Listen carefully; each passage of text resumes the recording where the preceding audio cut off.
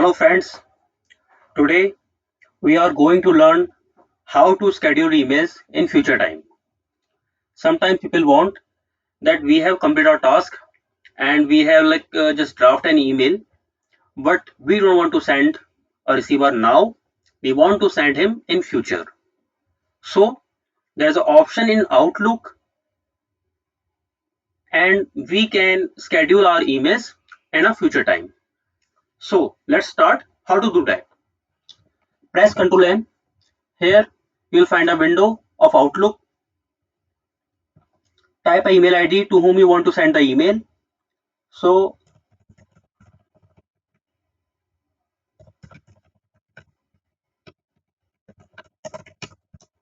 type the matter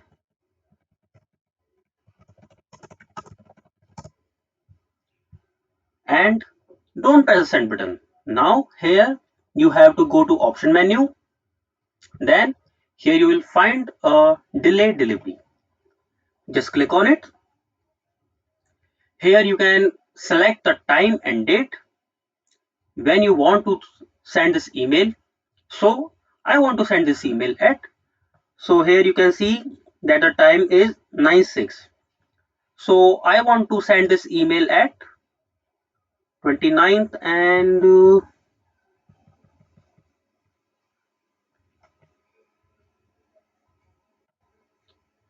9:30, right? Then you have to click on close. Now you can press the send button. So here you can see the email was not gone into sent item. This is in our outbox item. You can see we have got our email at 9/7 on 10th of March.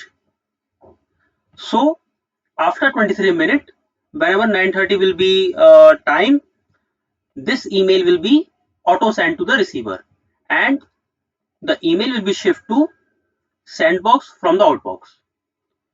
So this is how you can schedule your emails in future time, and uh, you can use this feature in so many things. For example, your boss has asked some report from you.